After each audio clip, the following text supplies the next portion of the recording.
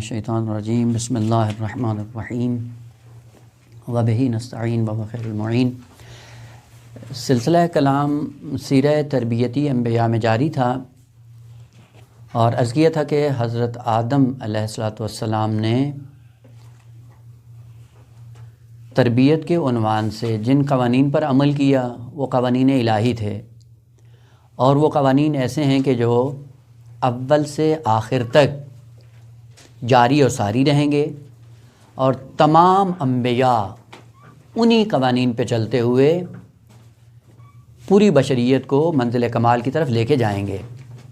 البتہ درجہ بندی اپنی جگہ پہ محفوظ ہے کہ لیول علمی اور لیول درجاتی یا کمال کے جتنے بھی مراتب ہیں وہ محفوظ ہیں، درجات میں ارتقاء آتا رہے گا۔ ایک بات جو ان میں ہے کہ حضرت آدم علیہ السلام کا جب سلسلہ شروع ہوا ہے تو پہلے اس سے کوئی ایسا سلسلہ نہیں تھا، انسانیت کا آغاز ہو رہا تھا۔ انسانیت کے آغاز میں چونکہ پہلے سے کچھ کام انجام نہیں پایا تھا اور شروع ہی حضرت آدم سے ہو رہا تھا، بعض روایات کے اندر جو بعض تعبیریں ہیں وہ انسان کے لیے مشکل ساز بن جاتی ہیں، ان کو حل کرنے کے لیے پھر انسان مشکل کا شکار ہو جاتا ہے کہ کیا کریں۔ مثلا ایک بحث ہے نزول ملائک، ملائکہ کیسے نازل ہوتے ہیں اور کس طرح سے ہوتا ہے۔ آپ دیکھتے رہتے ہیں کہ حضرت آدم علیہ السلام کے لیے مثلا جبرائیل علیہ السلام کا آنا، میکائیل کا یا اسرافیل کا، یا حضرت جبرائیل علیہ السلام کے ساتھ مختلف ملائکہ کا آنا، وہ کس صورت میں تھا؟ قرآن نے اس کی تعبیر استعمال کی ہے تمثل، مثال۔ تمثل ایک حقیقت ہے، اور وہ حقیقت یہ ہے کہ نورانی مخلوق کا تنزل کرنا، اس طرح تنزل کرنا کہ سامنے والے کے لیے ملموس ہو جائے۔ لہذا جب آدمیت اور انسانیت کا آغاز ہوا ہے، نزول ملائک کا تسلسل بہت زیادہ رہا ہے، اور اس کے پیچھے فلسفہ کیا تھا، یعنی حکمت کیا تھی کہ یہ سارا سلسلہ ہو رہا ہے؟ کیونکہ انسانیت ابھی شروع ہو رہی ہے، جن کے پاس نہ کوئی تجربیات ہیں اور نہ پہلے کوئی ایسے کام ہو چکے ہیں کہ جن کو دیکھ کر اپنی منزل کو آگے بڑھا سکیں، تو شروع میں جب کام انجام پاتے ہیں آپ کو پتہ ہے کہ ان کی نوعیت کیا ہوتی ہے، کس طرح سے آگے بڑھتے ہیں۔ ظاہر سی بات ہے جہاں پہ آگہی نہیں ہے، پورے تجربیات نہیں ہیں، تو ان کا سلسلہ کچھ اور طرح سے ہوتا ہے۔ آپ نے دیکھا ہوگا، مثال کے ذریعے اگر عرض کرنا چاہیں، پہلی کلاس میں جب بچہ آتا ہے پڑھنے کے لیے تو اس کی تعلیم کا انداز اور ایک وہ جو میٹرک کا یا ایف اے کا طالب علم ہے اس میں تعلیم کا انداز بہت زیادہ فرق کر جاتا ہے۔ پہلی کلاس میں آپ بچوں کو بھیجتے ہیں، یہی حروف تہجی سکھانے کے لیے کیا کرتے ہیں؟ الف انار، وہ انار کا کیا ہوتا ہے بچے کو نہیں پتہ ہے، کیا کرتے ہیں پھر ساتھ میں انار کی شکل بنا دیتے ہیں، اور وہ شکل دکھا کر اس بچے کو آپ فیڈ کر رہے ہوتے ہیں کہ الف سے یہ کلمہ بنتا ہے۔ لہذا جتنے بھی کلمات آپ شروع میں بچے کو سکھاتے ہیں ساتھ میں اس کی تصویریں بھی دکھاتے ہیں۔ یہ تصویریں کیوں دکھا رہے ہیں؟ چونکہ سطح فہم اس بچے کی بہت نیچے ہے، اور اس کی سطح پہ لانے کے لیے تصویروں کو آپ دکھاتے ہیں کہ تصویروں سے مانوس ہو کر حقیقت علم سے آشنا ہو جاتا ہے۔ لیکن جب یہی بچہ بڑا ہوتا ہے اور میٹرک یا ایف اے کی کلاس میں جاتا ہے، اب تصویریں نہیں دکھاتے ہیں، اب کیا کہتے ہیں؟ اب قواعد کلی بیان کرتے ہیں، قوانین کی دنیا ہے، اور کلی قواعد، عقلی قواعد تصویروں میں سمجھ میں نہیں آتے ہیں، تصویروں کے بغیر سمجھائے جاتے ہیں۔ مثلا 2 اور 2 مل کر کتنے ہوتے ہیں؟ 4۔ اب میٹرک میں نہیں کہتے ہیں کہ 2 سیب رکھنے ہیں ساتھ میں 2 قلم رکھنے کے، یہ 2 ہیں یہ 2 ہیں، مل کے کتنے بن جاتے ہیں؟ 4۔ خوب اب سطح فکر بلند ہو گئی ہے۔ جیسے جیسے ارتقاء ہوگا ویسے ویسے تعلیم کا لیول بھی بڑھتا رہے گا۔ شروع میں ملائکہ کا جو نزول کا سلسلہ تھا وہ یہی تھا، تجسم کی شکل میں نازل ہوتے تھے، ملموس ہو سکے نسل آدمیت کے لیے اور ان سے استفادہ کر سکیں۔ لہٰذا اب بعض کتب حدیثی کے اندر جو حضرت آدم علیہ السلام کی یہ داستان بیان ہوئی ہے، ان میں سے اہم ترین کتاب قصص الانبیاء، مرحوم قطب الدین راوندی، نام سنا ہوگا۔ مرحوم طبرسی علیہ رحمہ صاحب مجموع البیان کے برجستہ ترین شاگردوں میں سے ہیں، 6 ہجری کے زمانے میں رہیں، اور عجیب بات ہے کہ 40 کتابوں کے مؤلف ہیں، اور انتہائی اہم قیمتی کتابیں 40۔ ان میں سے ایک کتاب ان کی ہے قصص الانبیاء۔ مرحوم مجلسی علیہ رحمہ نے بھی اپنی بہار کے اندر اس کتاب کو نقل کیا، پوری کتاب کو نقل کیا ہے، اور فقط ان کی عظمت کی وجہ سے۔ اگر آپ حرم بی بی معصومہ میں گئے ہوں تو وہ جو بڑا سین ہے، بڑے سین میں آپ نے دیکھا ہوگا باب القبلہ کی طرف جب باہر نکل رہے ہوتے ہیں تو وہاں پہ ایک ہی قبر ہے جو اونچی سی ہے، وہ مرحوم قطب الدین راوندی کی ہے، جو 6 ہجری میں زندگی بسر کی۔ انہوں نے مرحوم طبرسی کے شاگردوں میں تھے، مختلف علوم کے اندر ان کی تالیفات موجود ہیں، حدیث کے اندر، فقہ کے اندر، تاریخ کے اندر، فلسفے کے اندر، اور ان کی یہ تاریخی اور حدیثی کتاب قصص الانبیاء ہے، اس میں انہوں نے ذکر کیا ہے۔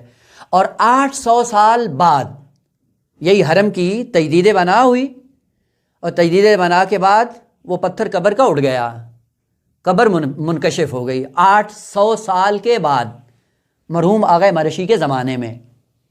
وہ آئے، انہوں نے دیکھا تو کفن کے اوپر ان کا نام بھی لکھا ہوا تھا، اور ایسے لگ رہا تھا کہ جیسے ابھی ہی ان کو دفن کیا گیا ہو۔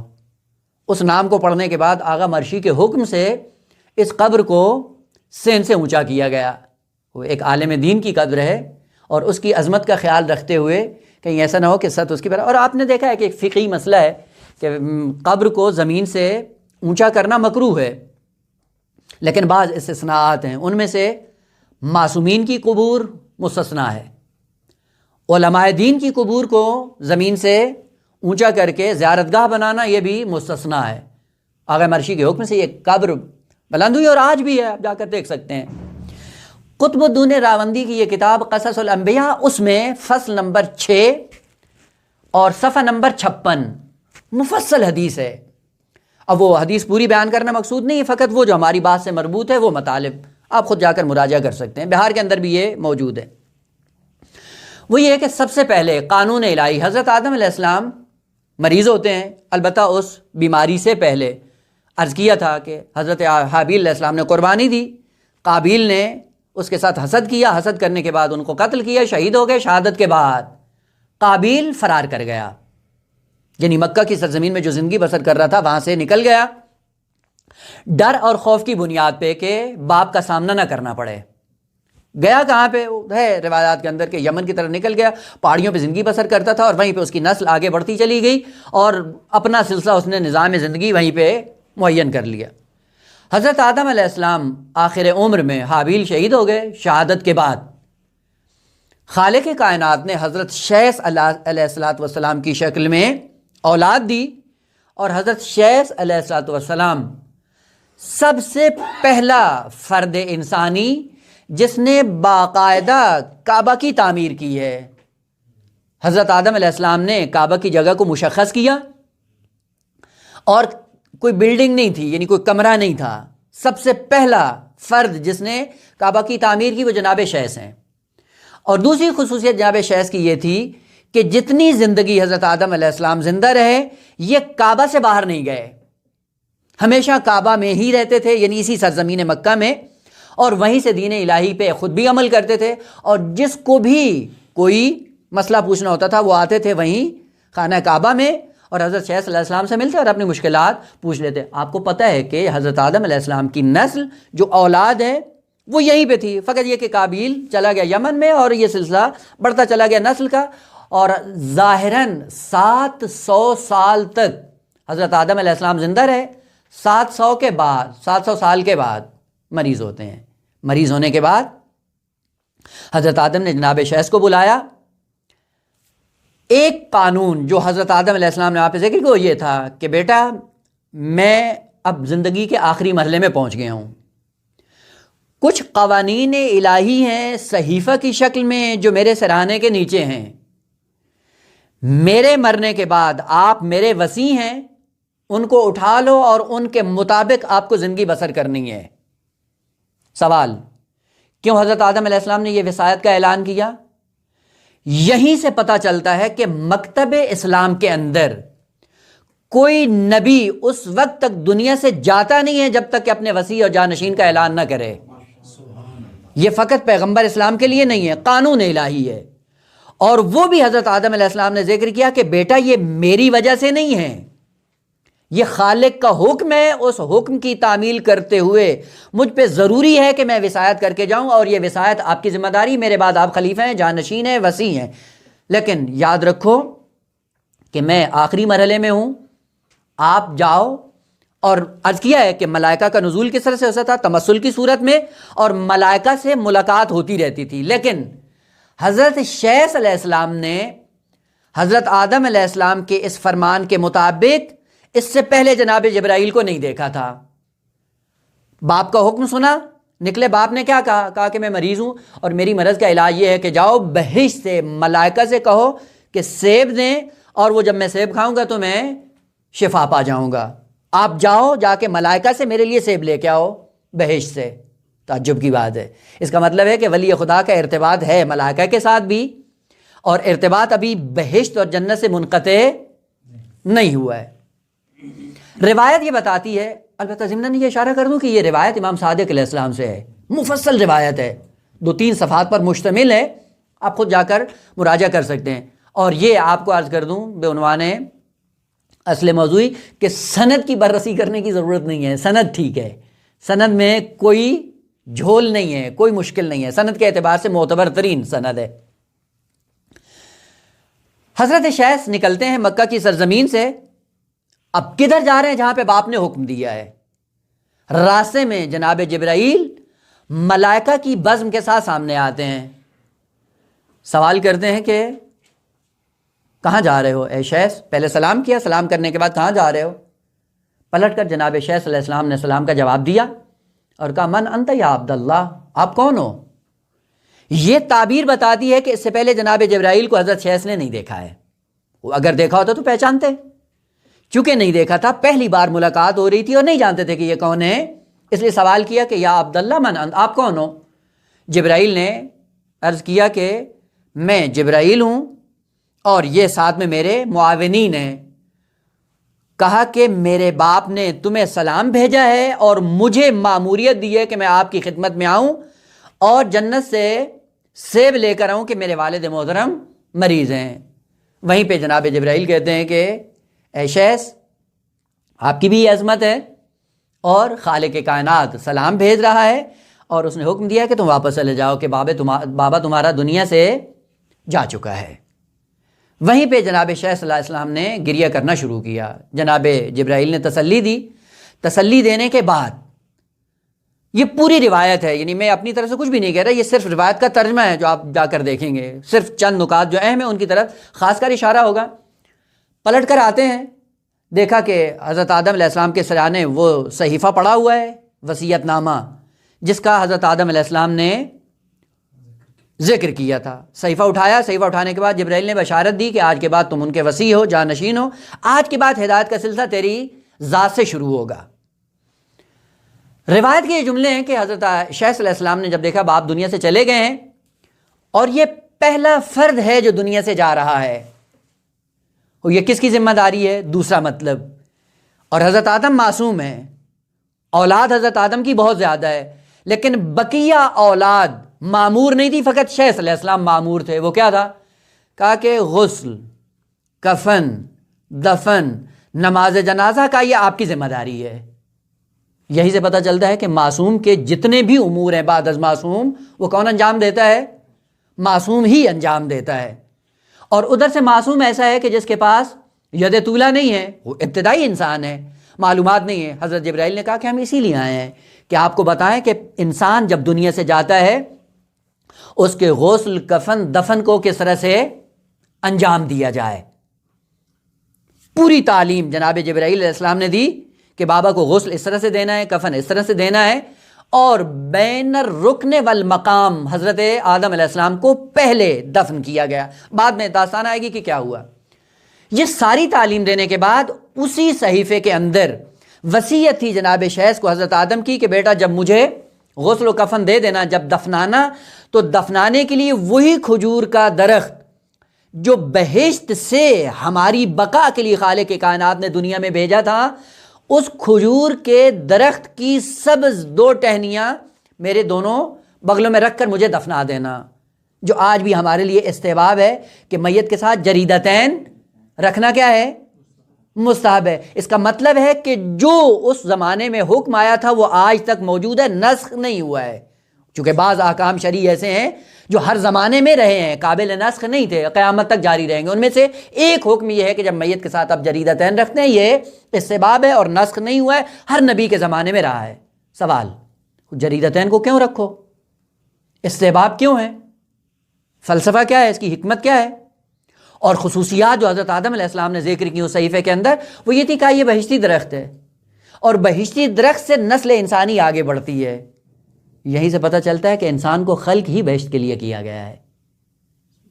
اگر راہ انحراف پہ چلتا ہے تو یہ انسان کی اپنی مشکل ہے، وَإِلَّا خالق کائنات نے اس کو خلق کمال کے لیے کیا ہے۔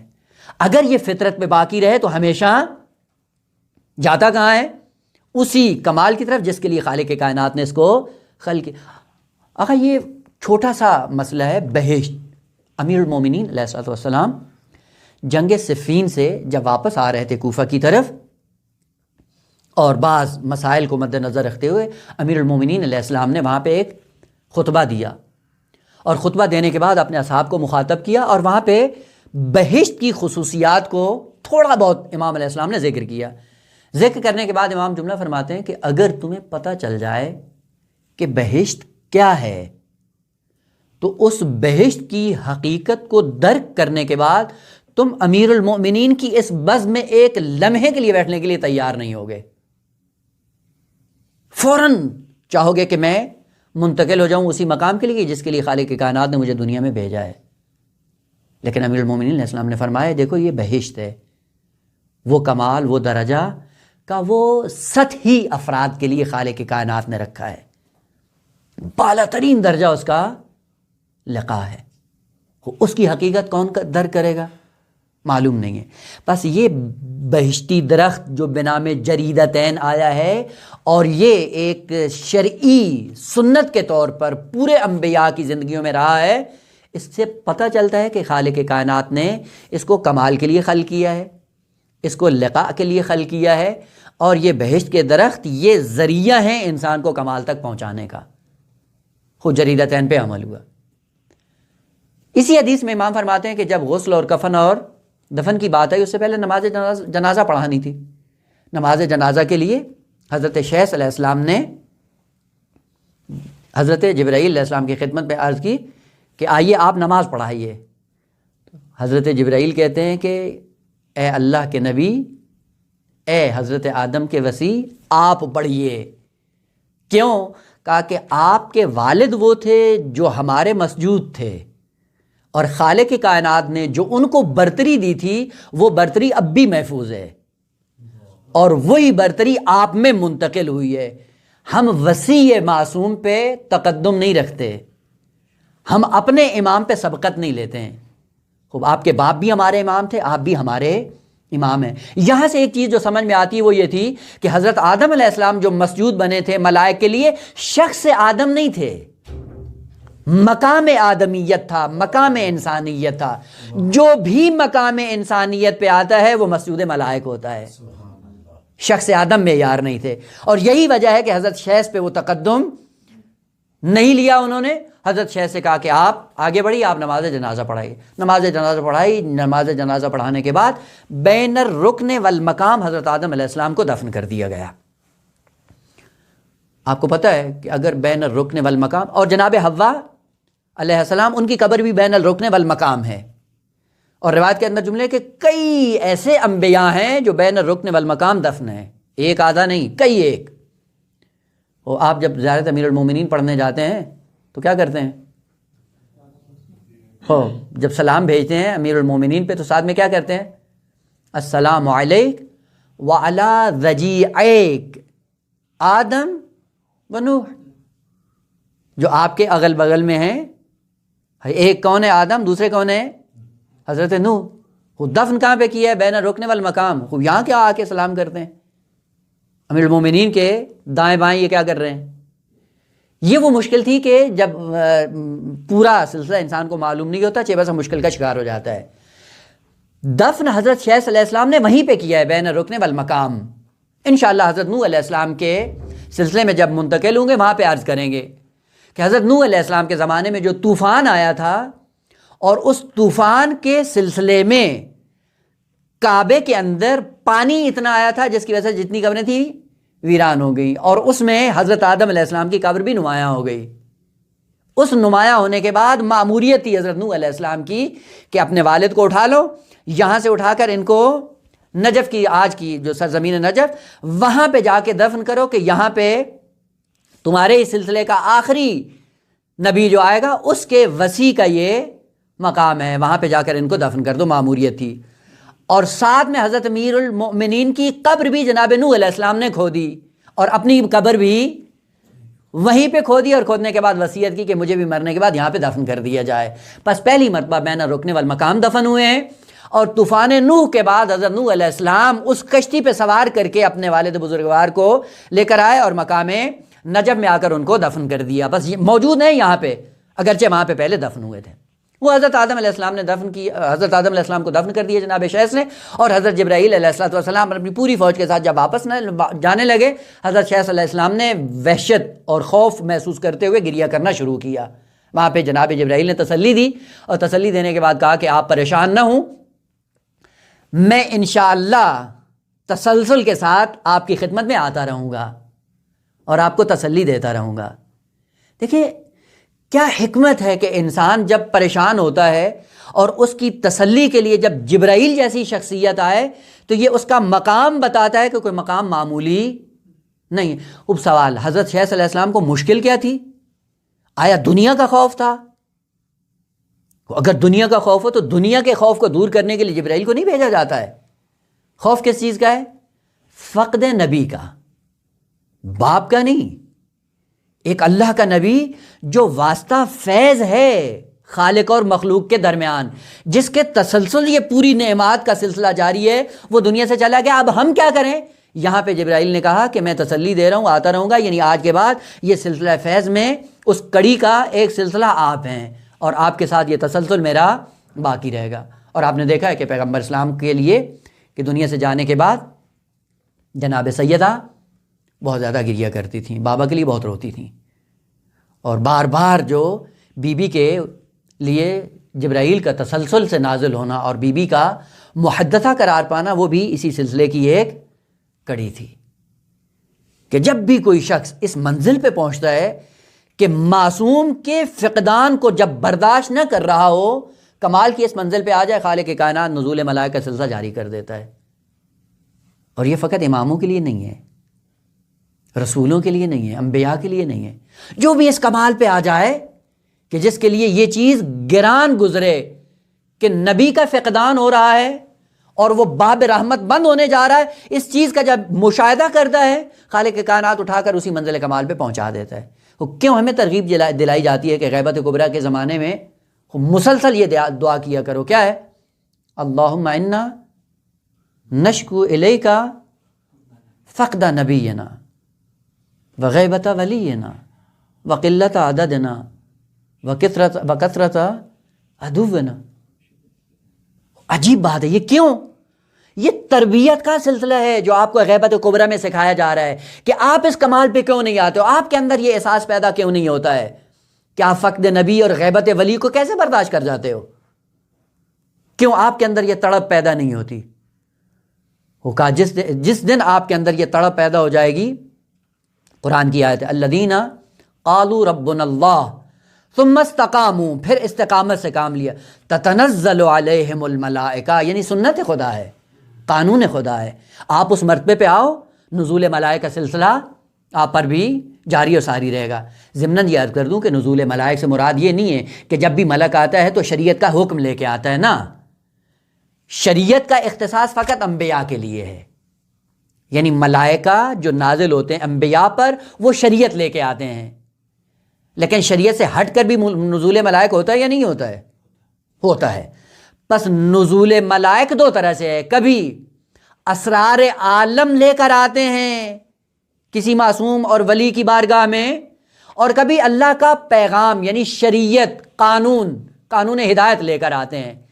انبیاء کے سلسلے میں قانون شریعت بھی ہوتا ہے، اسرار عالم بھی ہوتے ہیں، لیکن قانون شریعت کبھی کبھی اپنے اختتام کو پہنچ جاتا ہے، یعنی آج کے بعد کوئی شرعی حکم ملائکہ لے کر نہیں آئیں گے، جس طرح کہ پیغمبر اسلام کے لیے ہے ختمی مرتبت ہیں۔ ختمی مرتبت کا معنی کیا ہے؟ یعنی آج کے بعد شریعت کے احکام آنا بند ہو جائیں گے، جتنی شریعت آنی تھی اور جو پیغام ہدایت بشریت کے لیے آنا تھا وہ آ چکا ہے۔ اس کے بعد شرعی کوئی حکم نازل نہیں ہوگا پیغمبر اسلام کے بعد، لیکن نزول ملائکہ سلسلہ بھی ختم ہو جائے گا نا۔ وہ قرآن بڑی صراحت کے ساتھ کہتا ہے تنزل الملائکۃ والروح، یہ تنزل اور یہ نزول ملائکہ سلسلہ جاری اور ساری ہے اور قیامت تک جاری رہے گا۔ اس کا معنی یہ نہیں ہے کہ جس پر ملائک نازل ہوتے ہیں شرعی احکام لے کر آتے ہیں، نا، شرعی احکام کا سلسلہ پیغمبر اسلام کے جانے کے بعد بند ہو گیا ہے، شرعی حکم اب کوئی نہیں آئے گا، لیکن اسرار عالم وہ سارے کا سارا سلسلہ جاری اور ساری رہے گا۔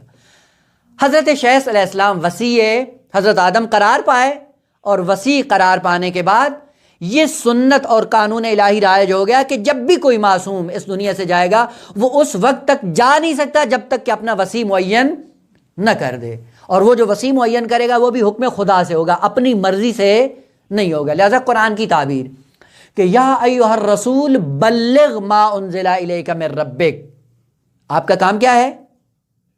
پہنچانا ہے، بنانا آپ کا کام۔ لہذا نبی کا کام بھی وسیع بنانا نہیں ہے، وسیع کا اعلان کرنا ہے۔ لہذا آپ دیکھتے ہیں سیرہ ابن ہشام، آپ کو پتہ ہے نا 4 جلدی، اور یہ 4 جلدی بھی خلاصہ ہے سیرہ ابن اسحاق کا۔ سیرہ ابن اسحاق مروان کے کہنے پہ یہ کتاب لکھی گئی۔ البتہ اس کتاب کی اب داستان کیا ہے ابھی وہ رہنے دیں۔ اس نے کتاب لکھی جو حضرت آدم علیہ السلام سے لے کر پیغمبر اسلام کے زمانے تک حالات اس نے لکھے، اور اس کو کتاب کی شکل میں مروان کے بیٹے کے لیے در حقیقت یہ کتاب لکھی گئی تھی۔ ابن ہشام آیا اور اس نے اس کتاب کا خلاصہ کیا، اور خلاصہ اس نے فقط پیغمبر اسلام کے زمانے کو لیا اور اس کو اس نے اٹھا لیا۔ اور عجیب بات یہ ہے کہ اس نے جو تلخیص کی ہے سیرہ ابن اسحاق کی، اس کے اندر بھی اس نے عداوت اور دشمنی اہل بیت کو خوب انجام دیا ہے۔ اس کے باوجود کہ معاند اہل بیت ہے، یہ لکھتا ہے، ظاہراً جلد نمبر 2 میں ہے، البتہ جلد معلوم نہ بھی ہو، عنوان عرض کر دیتا ہوں جس عنوان سے اس مطلب کو تلاش کرنا بڑا آسان ہو جاتا ہے۔ ایک عنوان ہے اسی سیرہ ابن ہشام میں، عرضہ علی القبائل، اسی عنوان سے آپ اگر فہرست میں دیکھنا چاہیں گے تو آپ کو مل جائے گا یہ مطلب، عرضہ علی القبائل، یعنی پیغمبر اسلام جب مبعوث ہوئے، مبعوث ہونے کے بعد اپنے دین کو مختلف قبائل پر جا کر پیش کرتے تھے کہ میں اللہ کا نبی ہوں، آخری پیغمبر ہوں، اور میں پیغام شریعت لے کے آیا ہوں اور آپ کی طرف آیا ہوں، اور خالق کائنات نے ایک نئی شریعت بھیجی، اس کے مطابق عمل کرو اور اپنی دنیا اور آخرت کو آباد کرو۔ خود مختلف قبائل میں جا کر پیغمبر اسلام دعوت اسلام دیتے۔ ان میں سے ایک قبیلہ ہے قبیلہ بنی ساسعہ، یا دوسرا نام اس کا ہے قبیلہ بنی عامر۔ آپ ان کو تلاش کریں گے تو یہ آپ کو مل جائے گا۔ عرضہ علی القبائل یعنی پیغمبر اسلام کا عرضہ کرنا، پیش کرنا اپنے دین کو مختلف قبائل پر، اور ان میں سے ایک اہم ترین قبیلہ بنی ساسا یا بنی عامر مکہ کے اطراف میں یہ رہتے تھے، اور طاقت اور پیسے کے عنوان سے بڑا نامور قبیلہ تھا۔ افرادی قوت کے اعتبار سے زبان زد عام و خاص تھے، یعنی افرادی قوت بھی وہ بہت زیادہ تھی، اور جہاں بھی کوئی جنگ یا کوئی اس قسم لڑائی جھگڑا ہوتا تو جو بھی ان سے جا کے مدد مانگتا اور جس کی یہ مدد کرتے تھے سامنے والے خود ہی ڈر جاتے تھے۔ وہ پیغمبر اکرم ان قبیلے والوں کے پاس گئے، اور جو قبیلے کا سردار تھا اس سے بات کی۔ بات کرنے کے بعد کہا کہ میں آئین لے کے آیا ہوں، شریعت لے کے آیا ہوں، میں اللہ کا آخری نبی ہوں، اور میں آپ کی دنیا اور آخرت کی سعادت فراہم کرنے کے لیے آیا ہوں، آؤ اور میرے اس پیغام ہدایت کو قبول کرو۔ جب پیغام دیا تو جو قبیلے کا رئیس تھا اس نے کہا کہ کوئی مسئلہ نہیں ہے، ہم آپ کی دعوت پہ لبیک کہتے ہیں، لیکن ہماری ایک شرط ہے۔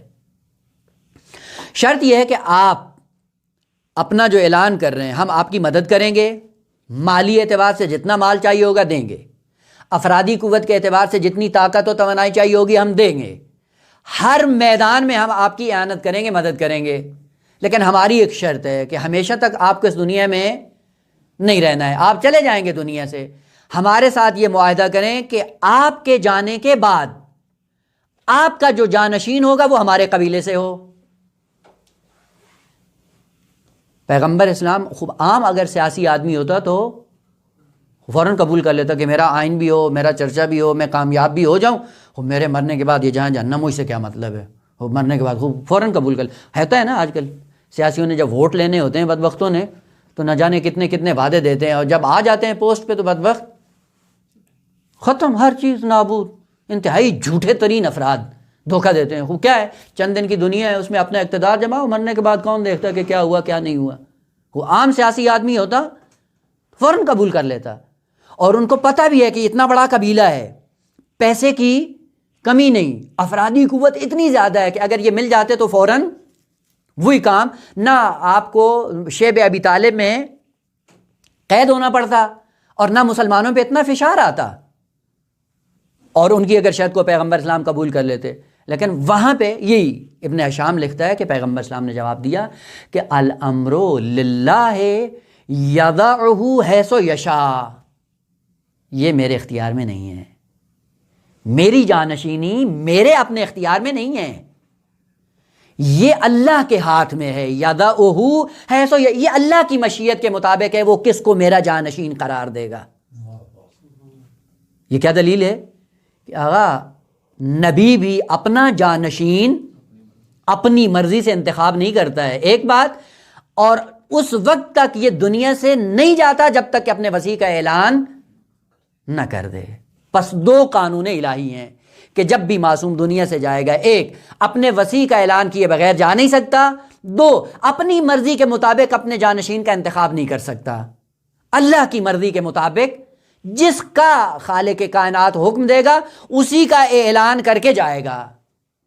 اگر حضرت آدم علیہ السلام نے اس سنت کی بنیاد رکھی ہے اور یہ تمام انبیاء میں یہ سنت اور قانون الہی جاری رہا ہے، خود پیغمبر ختمی مرتبہ جو اس دنیا سے جا رہے تھے وہ اس سنت اور اس قانون سے مستثنا ہے کہ وہ امت کو بغیر وصی کے چھوڑ کے چلے گئے اور کہا کہ آج کے بعد یہاں پہ آیا پیغمبر اسلام نے اس قانون الہی کو توڑ دیا ہے کہ جس کی بنیاد حضرت آدم علیہ السلام نے حکم الہی کے مطابق رکھی ہے۔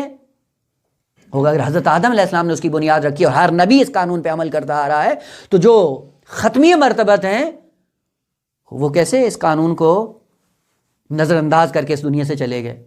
پس قانون الہی ہے کہ ہر نبی جب بھی اپنا وصی انتخاب کرتا ہے اللہ کے حکم کے مطابق ہے اور اللہ کے حکم پہ عمل کر کے اس دنیا سے جاتا ہے۔ لہٰذا حضرت آدم علیہ السلام نے شخص کا انتخاب کیا، انتخاب کرنے کے بعد ان کو وصایا کیے کہ یہ چیزیں ہیں جس پہ آپ کو عمل کرنا ہے۔ البتہ حدیث کے اندر ہے کہ اس کے بعد کئی ایک صحیفے حضرت شیخ علیہ السلام پر نازل کیے گئے، اور سب سے بڑا درد جو بشریت کے اندر تھا، جس کی طرف پہلے بھی اشارہ کیا ہے، وہ یہ تھا کہ ادھر حضرت شیخ علیہ السلام وصی بن جاتے ہیں، حضرت آدم علیہ السلام دنیا سے چلے جاتے ہیں، خبر ملتی ہے قابیل کو کہ بابا چلے گئے۔ وہ خوف جو ذہن میں بیٹھا ہوا تھا باپ کا حابیل کو قتل کرنے کے بعد، جس کی وجہ سے مفرور تھا وہ خوف ختم ہو جاتا ہے۔ آتا ہے وہاں سے یمن سے مکہ میں، حابیل ہے نہیں، شیس ہیں اور شیس چھوٹے ہیں، اور اس کا اپنا زاد و ولد اتنا زیادہ ہے، اولاد زیادہ ہوگی، ایک بہت بڑا قبیلہ اور بہت بڑا خاندان بڑھتا چلا گیا، اور آ کے حضرت شیس کی خدمت میں کیا عرض کرتا ہے کہ آپ کو پتہ ہے کہ میں نے حابیل کو کیوں قتل کیا تھا؟ فقط ایک وجہ سے، اور وہ کیا تھی کہ حابیل جانشین بننا چاہ رہا تھا باپ کا، اور یہ میرے لیے ممکن نہیں تھا اس کا برداشت کرنا، اور میں نے اس کو اپنے راستے سے ہٹا دیا ہے، اور تو اسی جگہ پہ آ بیٹھا ہے۔ خبردار آج کے بعد آپ کی تبلیغات کا سلسلہ یہاں سے باہر نکلنے پائے، واللہ تیرا حشر بھی وہی ہوگا جو حابیل کا ہوا تھا۔ یعنی پہلی دھمکی قابیل کی طرف سے، اور کیا ہے کہا یہاں سے ہٹ نہیں سکتے۔ ایک وجہ یہ کہ جناب شیخ مکہ سے دوسرے علاقوں کی طرف نہیں گئے، وہ ایک وجہ یہ تھی کہ قابیل نے دھمکی دی تھی کہ یہاں سے باہر نہیں آ سکتے ہو، اور یہاں پہ بیٹھ کے بھی اتنے تم مبسوط الید نہیں ہو کہ جو تمہارا دل چاہے کرتے رہو، نہ، خبردار کام وہی ہوگا جو میں چاہوں گا، تم کچھ نہیں کر سکتے ہو۔ کیوں عرض کیا تھا کہ منفرد انداز سے ان کو عذاب دیا جائے گا؟ کیوں؟ چونکہ کارنامے بھی ان کے منفرد انداز سے تھے۔ پہلا کام اس نے دھمکی دی جناب شیخ کو کہ یہاں سے تم ہل نہیں سکتے ہو۔ لہذا روایت کے اندر ہے کہ جناب شیخ علیہ الصلوۃ والسلام یہی مکہ کی سرزمین میں ہی زراعت اور کشاورزی اور کھیتی باڑی میں مصروف ہو گئے۔ کیوں مصروف ہو گیا یہ اللہ کا ولی؟ آیا چاہتے تھے کہ بس یہی زمین میں ہل چلاتے رہیں اور چند فصلیں کاشت کرنے کے بعد اسی سے ہی اپنا گزر بسر کرتے رہیں؟ کبھی سوچا ہے اس پہ؟ کیا ضرورت تھی؟ وہ جو آسمان کے راستے جانتا ہے، نزول ملائکہ جس پہ ہوتے ہیں، حضرت آدم کا جو وصی ہے، خالق کائنات کا جو ولی ہے، وہ کہاں محدود ہو گیا ہے؟ ایک بدبخت کی دھمکی کے نتیجے میں محدود ہو جاتا ہے کہ یہاں پہ تم فقط یہی کام کرو گے۔ آپ کیا سمجھتے ہیں کہ وہ جو خاتم الانبیاء کا وصی ہے، جو زمین کے راستوں سے آسمان کے راستے بہتر جانتا ہے، اور 25 سال تک وہ کنویں کھودتا رہے اور 25 سال تک وہ کھجوروں کے درخت لگاتا رہے، اس لیے آیا تھا وہ؟ کیا کیا پیغمبر اسلام کے بعد مسلمانوں نے کہ 25 سال تک وہ وصی خاتم الانبیاء کنویں کھودنے میں لگا ہوا ہے، کھجوروں کے درخت لگانے میں لگا ہوا ہے، باغبانی میں لگا ہوا ہے۔ آخر امیر المومنین کو باغبانی کے لیے بھیجا گیا تھا، زراعت اور کھیتی باڑی کے لیے خالق کائنات نے بھیجا تھا۔ یہیں سے پتہ چلتا ہے کہ کچھ عناصر ایسے تھے جنہوں نے مجبور کیا امیر المومنین کو کہ یہاں سے آپ کو زندگی تقیہ کی گزارنی ہے۔ وہ آج سوال کرتے ہیں کہ مکتب تشیع ہمیشہ تقیہ پہ عمل کرتا ہے، یہ تقیہ آج کی بات نہیں ہے، یہ حضرت آدم علیہ السلام جب دنیا سے جاتے ہیں یہ سلسلہ شروع ہو جاتا ہے۔ اور شیخ کو جو دھمکی ملتی ہے وہ دھمکی کا سلسلہ یہی تھا کہ قابیل نے کہا کہ آپ کو حق نہیں پہنچتا ہے کہ آپ اپنی تبلیغات کو یہاں سے آگے بڑھائیں اور میری مرضی کے خلاف آپ کوئی اقدام کریں۔ لہذا تاریخ نے یہ لکھا ہے کہ حضرت شیخ سے لے کر جناب نوح علیہ السلام کے زمانے تک جتنے انبیاء آئے ہیں سارے بیچارے خفا میں، پوشیدگی میں چھپ کر اللہ کا پیغام پہنچاتے رہے، اس ڈر کی بنیاد پہ جو باطل کی طرف سے دی گئی تھی۔ آپ یہ نہ سمجھے کہ معمولی انسان تھا قابیل، وہ پہلا اقدام اس نے آ کے جناب شیخ کو دھمکی دی۔ دھمکی دینے کے بعد کہا کہ آپ کو حق نہیں پہنچتا کہ آپ اپنی مرضی کے مطابق اللہ کے پیغام کو پہنچاتے رہیں، نہ میں ہوں ٹھیکیدار۔ دوسرا جو کام اس نے کیا وہ یہ تھا کہ حضرت آدم کی وفات پہ اس نے خوشی منانا شروع کی، استبل، ڈھول بجانا اور لہو و لیب کی محافل کو برگزار کرنا۔ دوسرا اقدام اس کا یہ تھا، جس سے پتہ چلتا ہے کہ معصومین کی مصیبت میں جو خوش ہوتا ہے وہ قابیل کا پیروکار ہے، اس کا کوئی ربط نہیں ہے مکتب الہی سے، وہ سنت قابیل پہ عمل کر رہا ہے۔ یہ کیوں ہوا؟ اسی کو آگے بڑھانے کے لیے کہا کہ ہم سربراہ، ہم جو چاہیں گے وہ کریں گے، تم کیا لے کے آئے ہو؟ یہ نمونے ہیں عبرت کے۔ کیوں معصومین بھی آ کر بعض ایسے اقدامات انجام نہ دے سکے، جبکہ چاہتے تھے کہ یہ اسلام کے اندر کجروی آ گئی ہے، اس کو ختم ہونا چاہیے، لیکن باطل طاقتوں نے اسی کجروی کو اتنا تقدس بنا کر اور اتنا پاکیزہ لباس پہنا کر امت کے اندر رائج کیا ہے کہ معصوم امام بھی اگر اس کو ختم کرنا چاہتا ہے نہیں کر سکتا ہے۔ اور اس کا بارز ترین نمونہ امیر المومنین جب مسند خلافت پہ آتے ہیں اور وہی کجروی جو امت کے اندر رائج تھی، نماز تراویح ختم کرنا چاہتے ہیں لیکن نہیں کر سکے۔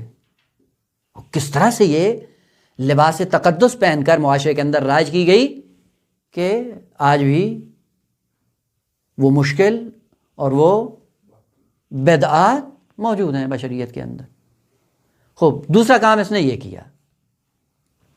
تیسرا کام کیا کیا؟ رسمی طور پہ باقاعدہ آتش قدح کا اس نے انتظام کیا، اور اس کے لیے اس نے حکم دیا کہ اس کی پوجا کی جائے۔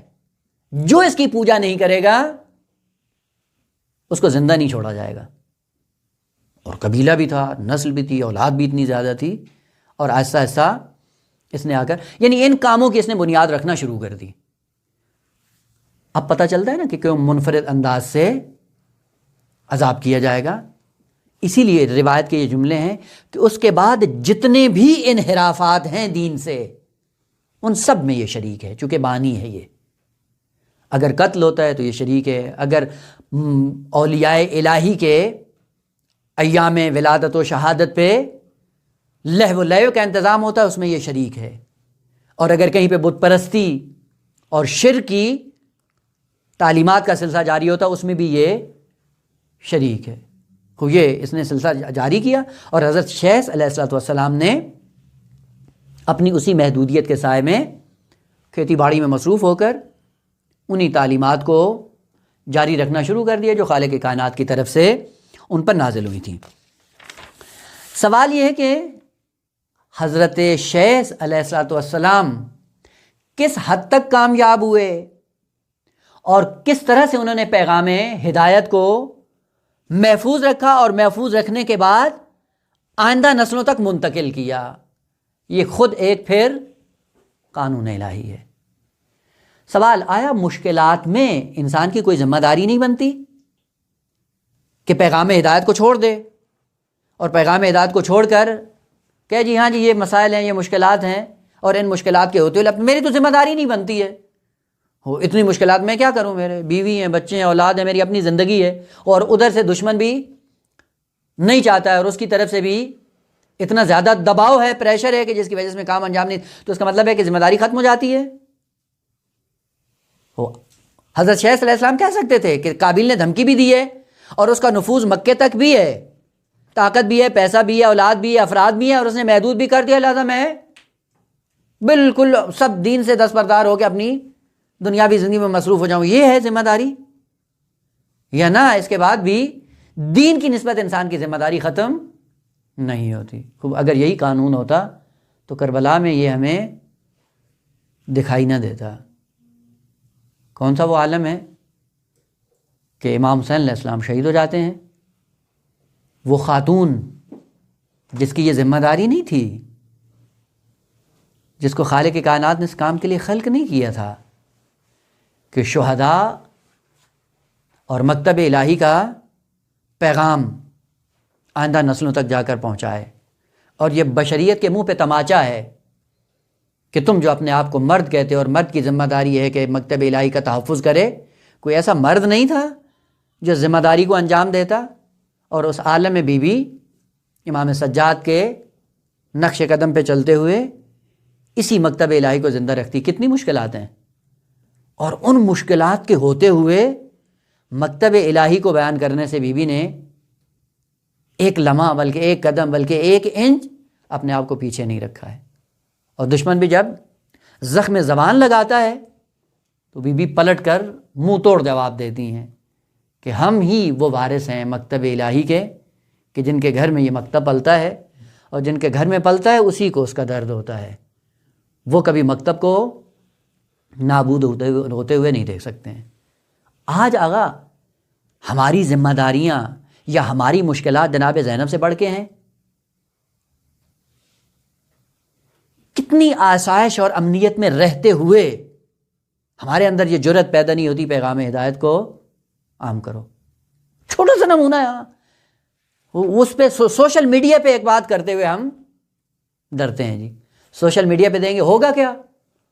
سوشل میڈیا پہ گھر پہ بھی کوئی نہیں ہے، دھمکی بھی نہیں ہے، پریشر بھی نہیں ہے، دباؤ بھی نہیں ہے، سوشل میڈیا ہے، کہیں پہ دینا ہو نا یہ نہیں کریں گے. کیوں جی؟ کل کو پکڑے جائیں گے. مکتب اہل بیت کہاں اور ہم کہاں؟ اور پھر ہم منہ بھر کے کہتے ہیں ہم مکتب اہل بیت کے ماننے والے ہیں. وہ کہاں سے ماننے والے ہیں؟ اس کٹھن مراحل میں جو انبیاء کی سنت رہی ہے وہ ایک انچ مکتب کی ترویج سے پیچھے نہیں ہٹتے ہیں، اور ہم اپنے گھر میں بیٹھے ہوئے تمام نعمتوں کے اندر غرق، لیکن پیغام دین سوشل میڈیا پہ بھی دینے کے لیے تیار نہیں ہوتے. سلسلہ کلام جاری ہے، انشاءاللہ بعد میں عرض ہوگا کہ شیخ کے بعد سلسلہ کہاں تک جا پہنچا. الحمدللہ رب العالمین.